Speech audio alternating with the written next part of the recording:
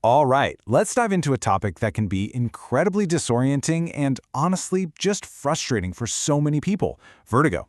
If you've ever had that feeling of the world just spinning out of control, this explainer's all about bringing some clarity and hopefully some solid ground back into the picture.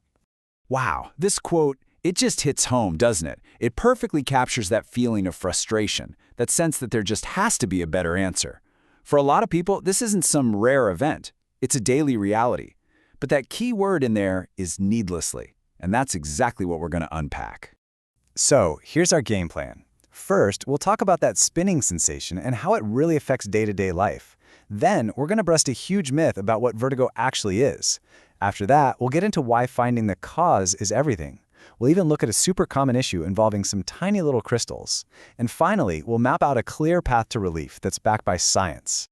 Okay, so first things first, let's talk about what this actually feels like in real life. Because vertigo isn't just some weird physical feeling. It's something that can completely change how you live your life. I mean, do any of these sound familiar to you? These are the kinds of small, subtle changes people start making, almost without thinking. You start to kind of shrink your world, adapting how you move just to avoid triggering that awful spinning sensation. And that's the thing, right? It's like this massive domino effect. It might start with just being careful about how you move, but then it messes with your sleep, it makes you hesitant to go out, and it can even shake your basic sense of safety. Little by little, it just chips away at your enjoyment of life. It's really no wonder it can lead to serious anxiety and depression. Okay, pay attention here, because this next part, it is a total game changer. Getting this one crucial distinction right can change everything about how you approach this problem. So what even is vertigo? Well, officially, it's just a word to describe a feeling. It's the sensation of motion when you're not actually moving. And notice all the different ways it can feel. It's not always about spinning. It could feel like you're rocking on a boat or tumbling or even just sort of bobbing. And here is the kicker. This is so important. Vertigo is not a diagnosis. Being told you have vertigo is like being told you have a cough. Okay, great, but why? It describes what's happening, but it doesn't tell you the root cause. And this right here, this is why that distinction matters so much. If you're only told what you're feeling, but not why you're feeling it, you're stuck. You're left at a dead end with no clear path forward, and that is an incredibly frustrating place to be. So that naturally leads us to the next big question. Since vertigo is just a symptom, a clue, the only way to really solve it is to become a detective and figure out what's actually causing it. And what's wild is just how many different things can be the culprit.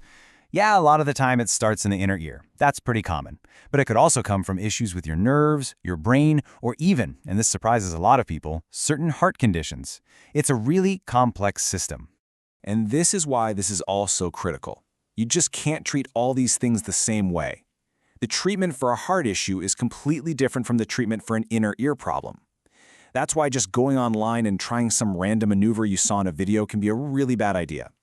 Getting a proper assessment to find the real why is the absolute most important first step. Okay, so now that we get why the why is so important, let's zoom in on one of the most common and, thankfully, one of the most treatable causes of vertigo. Does this sound familiar? I just rolled over in bed, and bam, the whole room started spinning. This is an incredibly common story. If that's you, you might be dealing with something called BPPV.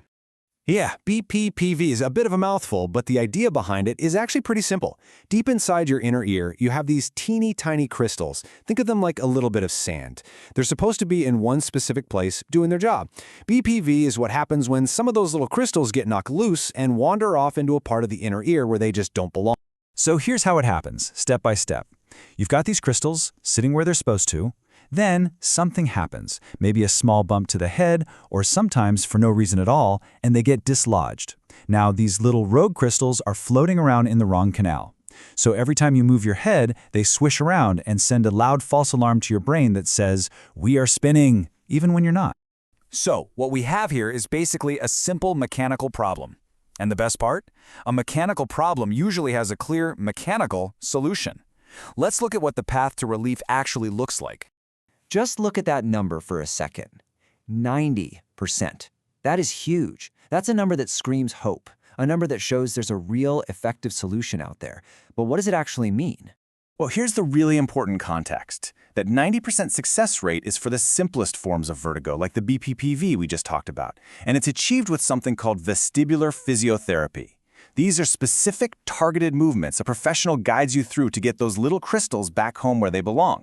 And for many people, it can work in about 3 sessions. That's not magic. That's just good science. I mean, look at the difference here. The contrast is just wow. With the right treatment, you could be feeling better in just a few sessions. But if you just wait and hope it goes away, the research shows that 3 months later, half of people are still dealing with the symptoms. The odds of it just fixing itself aren't great. It's also super important to be clear about what treatment isn't. There's no magic pill for this. Sure, some medications can dull the dizziness for a bit, but they don't fix the root of the problem. They don't move the crystals. And like we said before, trying to fix it yourself with a random internet video is a big gamble, because a lot of them are just plain wrong for your specific situation. So if there is just one thing you take away from all of this, please let it be this. Don't just live with the symptom. The single most powerful first step you can take is to find out what is causing your vertigo. That knowledge is how you start to take back control. Which really leaves us with this final question for you to think about. Living with this can feel like you're in a constant battle. But now you know that vertigo is just a symptom, not a final sentence. You know that for many common causes, there are incredibly effective treatments out there. And with that knowledge, you now have the power to decide if you're winning this battle or losing.